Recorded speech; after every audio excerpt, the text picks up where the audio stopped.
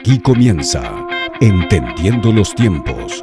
Con ustedes, su anfitrión, Eduardo Saladín. Hola, bienvenidos a una nueva entrega de su programa Entendiendo los Tiempos. Queremos dar las gracias a cada uno de nuestros suscriptores que nos acompañan cada semana y nos alientan, nos animan con sus saludos y comentarios. Una persona puede ser un fiel asistente a la iglesia, puede vivir una vida moralmente buena y tener un pecado que es un monstruo en su corazón. Hablamos del pecado de la envidia, lo cual es algo muy común, es un pecado con el cual todos nosotros luchamos. Y lo más delicado es que rara vez confesamos este pecado. En el día de hoy queremos tratar este tema que es causa de muchos problemas, de mucha amargura, de muchas divisiones. Y estad siempre preparados para presentar defensa con mansedumbre y ser así entendidos de los tiempos. Y tenemos con nosotros al pastor Salvador Gómez. Salvador, ¿cómo te encuentras? Una vez más, con un sentimiento de privilegio de contigo poder participar de Entendiendo los Tiempos y de poder llegar a nuestros hermanos. Para nosotros siempre es un gozo tenerte en el programa. Salvador, al inicio oíste lo que decía de ese sentimiento de envidia que tenemos muchas veces, que es muy común a todos nosotros. Ese sentimiento de molestia cuando vemos que el otro prospera, que el otro mejora o que el otro tiene algo que nosotros deseamos. Y es algo que a todos nos afecta. ¿Qué tú nos dirías de esta envidia? El sentimiento de la envidia es muy común, pero pocas veces admitido. O lo tratamos de una manera superficial, no vemos el potencial de daño que posee y quizás no sabemos ni siquiera cómo diagnosticarlo en nosotros mismos. El sentimiento de la envidia ocurre cuando vivimos más para lo que el otro tiene, en echarle el ojo a lo que el otro hace, lo que el otro ha logrado y hacer de eso nuestra propia realización o lo que es una meta en la vida. En otras palabras, se diferencia de la codicia en que yo puedo desear algo sin que necesariamente eso afecte a otra persona.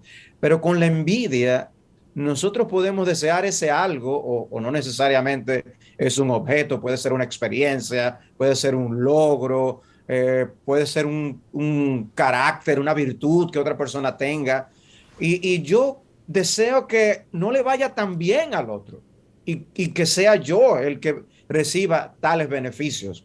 Cuando en realidad el llamado al amor que la Biblia nos hace incluye el hecho de yo poder gozarme con el que se goza, con lo que obtuvo, con lo que logró, con el tipo de matrimonio que tiene, las amistades que le rodean. Y el amor se muestra en esa actitud de deseo de que le vaya bien. La envidia es un deseo negativo, es una emoción negativa hacia la otra persona. Yo deseo que descienda para yo poder subir. De eso se trata ese mal sentimiento. En la Biblia no se ocultan ninguno de estos pecados que ocasionan todas estas emociones, todos estos sentimientos, ¿verdad? Como el caso de la envidia que nos lleva a estar tristes, a estar enojados, a estar amargados, porque queremos lo que el otro tiene y no queremos que el otro tenga lo que tiene. Y tú estás predicando una serie acerca de David, del rey David, y cómo Saúl, que era rey, tuvo celos de David. ¿Puede la envidia llevarnos a llenarnos de tanto deseo de hacer mal que destruyamos a otra persona, ya sea físicamente, en su moral o de otra manera? Ciertamente sí. Ese ejemplo que rastreamos en Saúl al estudiar la vida de David es uno más de muchos que la Biblia trata. Y en ese caso, como tú bien dices, Saúl era rey, o sea, era un hombre que había logrado una gran posición, pero que a causa de su desobediencia Dios lo había desechado y Dios le dijo, yo voy a levantar a otro que ocupe tu lugar.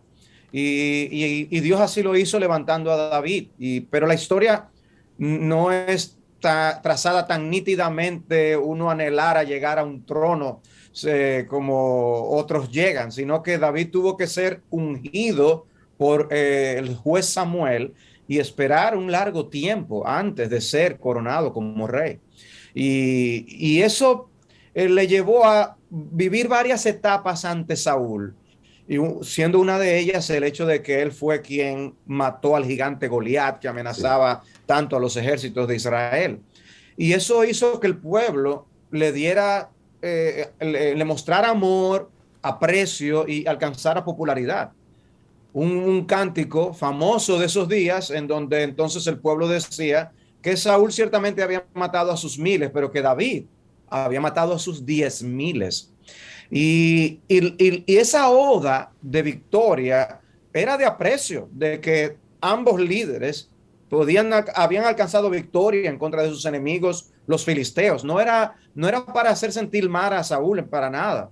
Esa no era la idea del cántico. Sin embargo, ya Saúl empezó a ver con sospecha a David, porque él no quería que otro le superara en cuanto a ese aprecio o en cuanto a lo que le atribuían a David.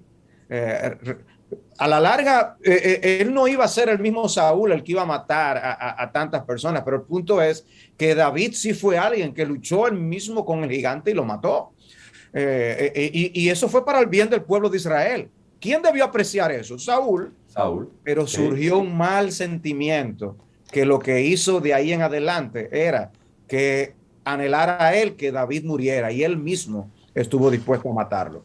Pero fíjate algo, Salvador, cómo la envidia se disfraza, porque Saúl, entre comillas, teóricamente trataba a David como su hijo y luego intentó matarlo cuando le tiró una lanza.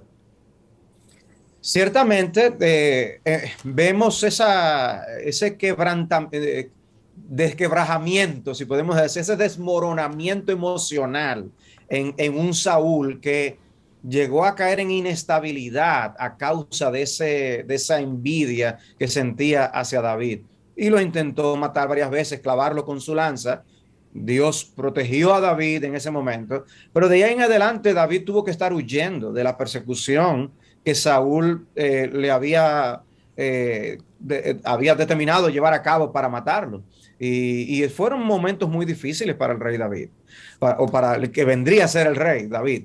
Pero en ese momento, o sea, ciertamente, o sea, él podía hasta pedir su bendición, que te vaya bien, hijo mío. Te puede tener un lenguaje hasta religioso, como leemos en el libro de Samuel, pero a la larga en el fondo, en el corazón, lo que habían eran malos sentimientos por eso que David había alcanzado. Y eso puede abarcar no solamente el hecho de que alguien alcance popularidad, como fue el caso del rey David. Nosotros podemos envidiar muchas otras cosas. Podemos envidiar el que alguien sea amistoso y esté rodeado de muchas amistades. Y yo no tengo tantos amigos, yo no soy popular. Podemos envidiar el hecho de que a alguien le hayan dado un avance, un aumento de sueldo en el trabajo y a mí no.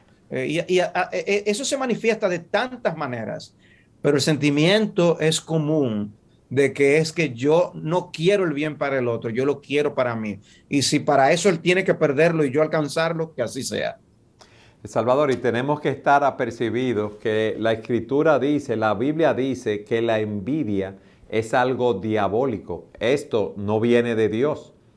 Eso crea esa amargura que tú has dicho, ese enojo, esa tristeza en nosotros y tenemos que aprender a lidiar bíblicamente con ella porque fíjate cómo consumió al rey Saúl. Mira, la envidia es tan traicionera que puede hacer que los justos, que los hijos de Dios envidien a los malhechores porque hemos visto o vemos en la Escritura, donde no se oculta nada de los sentimientos de los hijos de Dios, como el salmista dice, yo tuve envidia de los necios, yo tuve envidia de aquellos que prosperaban, yo tuve envidia cuando vi que los que no conocían a Dios estaban prosperando y yo no estaba prosperando. O sea, que esa persona en ese momento se siente infeliz. Sin embargo, Lo que tú Salvador, has dicho es muy importante, Eduardo. Si hacemos la pregunta a las personas, ¿tú eres envidioso? Lo más probable es que la persona nos diga que no lo es. Quizás nos diga, sí, hubo una vez que yo sentí envidia y ni siquiera saben cómo realmente señalarlo con claridad. Para mí fue interesante al predicar acerca de este tema, el que se me acercaran algunas personas luego para, para compartirme su reacción.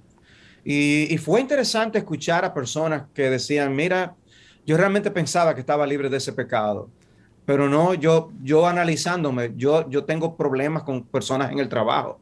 Hubo otra persona que se me acercó y me dijo, por mi mente pasaron casos muy claros de envidia, aún lejos en el tiempo atrás, que yo no los tenía pendiente. Es un asunto de nosotros poder diagnosticar este mal en nuestras propias almas.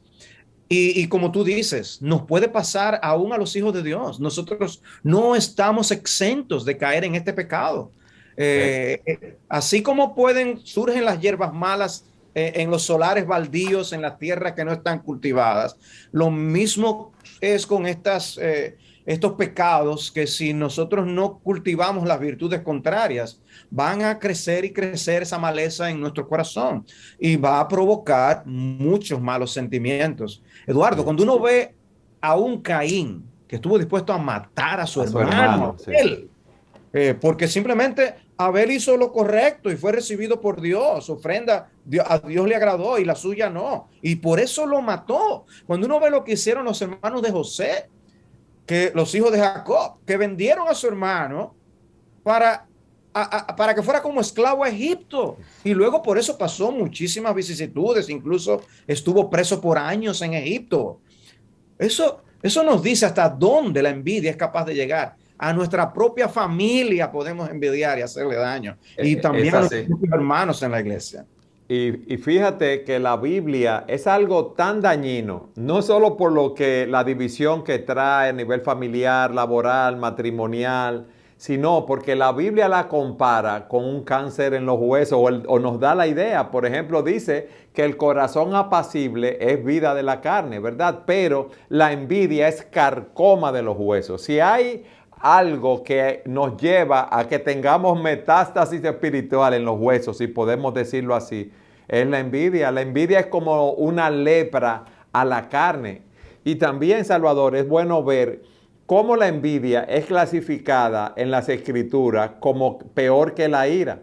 ¿Tú te acuerdas el proverbio que dice que cruel es la ira e impetuoso el furor? Mas ¿quién podrá sostenerse delante de la envidia? O sea, son muchos, es mucho el daño que nos hace la envidia en nuestros corazones, pero también hay muchos pecados que están asociados a esa envidia. Por ejemplo, la malicia, la hipocresía, como veíamos que Saúl tenía a David con él en el palacio, pero también a la vez quería matarlo. Entonces, es algo muy delicado. Sin embargo, Salvador, yo quiero que tú nos expliques el caso de Jonatán, el hijo de Saúl, que era el heredero natural al trono, vio las condiciones de liderato de David y tuvo una amistad profunda con él y no tuvo envidia de David. Ese caso que mencionas es sumamente instructivo, porque estamos hablando del hijo de aquel que envidió a David de esa forma. Jonatán era segundo en la línea al trono, descendiente de Saúl. Sin embargo, él hace una amistad muy estrecha con David, de tal manera que hasta un pacto de amistad ellos hacen, que ratifican en varias ocasiones. Y, y él, si nosotros pudiéramos imaginarnos en la escena de una película, lo más probable que colocaríamos a ese personaje como el que tiene envidia de David. Quizás no el mismo Saúl, sino pondríamos a Jonatán envidiando en el argumento a David. ¿Por qué? Porque él era el próximo en el trono. Sin embargo, él entiende, él conoce que la voluntad de Dios era que David subiera al trono. Tanto así que él luego le dice al mismo David, Dios te ha colocado a ti como rey y yo seré tu segundo. O sea, esa era la perspectiva que él tiene. Y lo vemos vez tras vez, ayudando a David, buscando la vuelta para proteger la vida de David y aún haciéndole bien con palabras de estímulo. Fortalecía a David, dice la escritura en el primer libro de Samuel. O sea que Jonatán es un personaje que contrasta mucho con su propio padre Saúl en ese aspecto. De manera que nos da esperanza ver el caso de Jonatán, de que nosotros podemos albergar buenos sentimientos hacia otros que están superándose, que están creciendo, que están desarrollando amistades, que han alcanzado popularidad. Podemos ciertamente alegrarnos y gozarnos con ellos. Cualquiera diría, Salvador, bueno, Saúl envidiaba a David. ¿Eso significa que David estaba libre de envidia? Obviamente no, o sea, repetimos una vez más, no, todos estamos expuestos, por eso dice, ¿quién podrá sostenerse ante la envidia? O sea, en nosotros mismos no podemos, pero Dios produce por su Espíritu Santo un fruto en nuestro corazón que nos permite de corazón alegrarnos en el bien que otros alcanzan o los logros a los que otros llegan. Hay un sentido de gratitud a Dios por lo que el otro alcanzó. O sea, no es solamente que yo lo veo y suspiro, ay, si yo tan solo yo alcanzara. Es que hay gratitud en el corazón. Debe haber un sentimiento de alabanza a Dios porque aquel lo alcanzó, aquel llegó a esto, Dios le dio eso y gracias Señor por él, gracias por lo que tú hiciste en la vida de aquella persona. Pero Eduardo, nosotros vemos algo así en lo que vemos en Filipenses capítulo 1. ¿Recuerdas aquella historia como dice Pablo que algunos estaban predicando a Cristo por envidia? Por contienda, sí. Querían ser populares predicando el evangelio para que Pablo se sintiera mal. Sin embargo, ¿qué pasó con Pablo? Dice, en que ellos predican el evangelio, en eso me gozo y me gozaré aún. Pablo era el contraste con esos ministros que predicaban a Cristo con una mala motivación. De manera que vemos que es posible vencer esos malos sentimientos, esos sentimientos negativos de la envidia y sustituirlos no con una ausencia de sentimientos, sino con sentimientos de deseo de que le vaya bien al otro y de gozo porque al otro le va bien. Así es. A mí me gustaría, habiendo visto cómo ese pecado de la envidia nos corroe, es un cáncer espiritual, si podemos decirlo así, cómo todos nosotros tenemos que luchar en mayor o menor medida con este pecado, ¿verdad? Que produce en nosotros, como tú has dicho, enojo, amargura, resentimiento, todas esas emociones y sentimientos negativos. Tú nos has mostrado el ejemplo de Saúl, que siendo rey envidió a David. Hemos visto cómo Jonatán, que debía ser el heredero al trono, no tuvo esa envidia de David. ¿Cómo podemos tratar con la envidia, Salvador? Y yo te diría, yo te voy a dar un encabezado para que tú me lo completes, si a ti te parece. Yo diría que el amor es el remedio. ¿Por qué? Porque si la envidia nace del odio, del deseo de tener, ¿verdad?, lo que el otro tiene, la cura para la envidia es el amor, porque dice la Escritura que el amor no tiene envidia. Por ejemplo, tú como padre, nunca o se entiende que pocas veces o nunca te vas a sentir incómodo o envidioso por las ventajas, por las bendiciones que Dios le da a tus hijos, a tu familia directa. ¿Por qué? Porque tú los amas. Entonces, el amor es el remedio. ¿Qué tú nos dirías? Bueno, a mí me dio la impresión con lo que tú acabas de decir, que tú diste la explicación. Realmente es el amor que se manifiesta de múltiples formas, ciertamente. Lo que pasa que, como decimos, Salvador, tú tienes tanto menudo para devolver que yo quería que tú abundaras con esto. Bueno, ¿de qué se trata el amor? Ese texto que tú mencionas está en 1 Corintios 13, donde se nos da una descripción del amor en términos de las acciones del amor. El amor no es pasivo, el amor actúa, el amor hace. Y esas obras del amor se manifiestan de múltiples formas. Y hay algo que decidimos hacer a favor de los demás. Eso es amar. Yo puedo decir que yo te amo, no simplemente porque yo te lo digo. Y ciertamente es una bendición que alguien nos lo pueda decir. Pero yo no solo te lo voy a decir con mis palabras, yo voy a hacerlo con hechos, porque no debemos amar de boca, como dice Primera de Juan, sino de hecho y en verdad. Y esos hechos incluyen el yo anhelar hacerte el bien, procurar hacerte el bien. Y cuando yo veo que alcanzas el bien, aunque no sea a través de mí, eso es lo que debe producir un regocijo. Eso es lo contrario a la envidia. Ok. Si yo me pongo a orar, la Biblia nos manda a orar hasta por los enemigos. Si yo me decido orar por X persona y veo que esa persona le está yendo bien, si yo estoy orando, yo lo que voy a pensar es que esa es la respuesta de mi oración. Amén. Y le voy a dar gracias a Dios. Así es. Porque yo estoy viendo lo que está pasando. ¿Sí? ¿Qué otro principio tú nos darías para nosotros combatir esa envidia? Yo diría que el primero, yo te hablé del amor, pero yo creo que el primero es reconocer a la luz de lo que tú has dicho, que somos envidiosos, que debemos arrepentirnos de ese pecado, que debemos confesarlo en la presencia de Dios y hacernos el propósito de amar, como hemos visto, y orar por esas personas. ¿Qué más debemos hacer para combatir este pecado, Salvador? Una de las cosas que provocan el surgimiento de ese sentimiento negativo es un aprecio desbalanceado de nosotros mismos o un amor por nosotros mismos desbalanceado. O sea que es otra cara de la moneda del amor que yo te estoy mencionando. Es el hecho que de que nos amamos nosotros demasiado.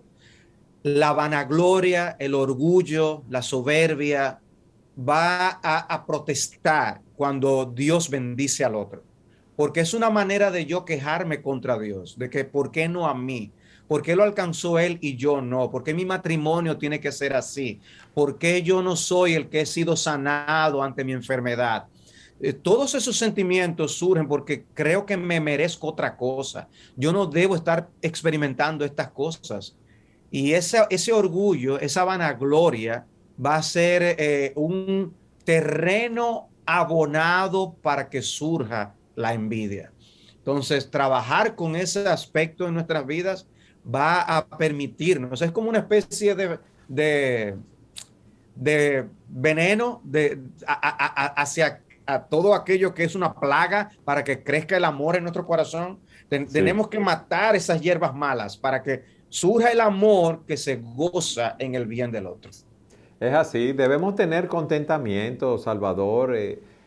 Dios está tratando con nosotros. Dios nos ha dado lo que Él quiere que tengamos en bienes materiales, en dones y talentos y todas las cosas a nuestro alrededor. Es verdad que debemos esforzarnos por mejorar cada día en las diferentes áreas, pero debemos estar contentos, satisfechos con lo que Dios nos da. Tú sabes que cualquiera pensaría que esa envidia se manifiesta más en las personas que no conocen a Cristo, pero aún entre los cristianos, entre los creyentes, se suscita mucho esta envidia porque todavía no hemos sido glorificados, hemos sido salvos del pecado, ¿verdad? Del poder del pecado en nuestras vidas, pero tenemos luchas y eso se ve también en la iglesia. Hay personas que quisieran tener los dones espirituales que tiene Salvador, de predicación, de enseñanza, o en otras áreas, los dones de administración de otros hermanos. Y allí se manifiesta la envidia. Y me gustaría que recordáramos siempre que nosotros somos miembros de un mismo cuerpo. Por ejemplo, yo tengo dos brazos. Mi brazo izquierdo no tiene envidia de mi derecho porque es un poco más fuerte, porque yo lo utilice más. Y asimismo, en el cuerpo de Cristo no debe haber envidia, sino contentamiento por los dones que Dios ha dado al otro, inclusive a los talentos que ha dado al otro. ¿Qué tú nos dirías en ese sentido adicionalmente? Porque ya, no me digas que ya yo lo dije todo. Bueno, casi. Ese tema es vital para el buen funcionamiento de nosotros los creyentes en el cuerpo de Cristo, que es la iglesia. ¿Quién es que reparte los dones, las habilidades, las capacidades? El Espíritu Santo. Y Él los da como Él quiere. No todos somos manos, no todos somos pies, no todos somos ojos, sino que cada parte del cuerpo debe funcionar según fue el diseño para el bien del cuerpo completo. Cualquier parte individual que quiera simplemente descollar y aplastando a otra parte del cuerpo va a hacer que nos caigamos, va a hacer que nos enfermemos. El cuerpo debe funcionar en armonía y Dios nos ha colocado cada parte con un propósito, cada quien cumpliendo su función, avanzaremos como cuerpo de Cristo.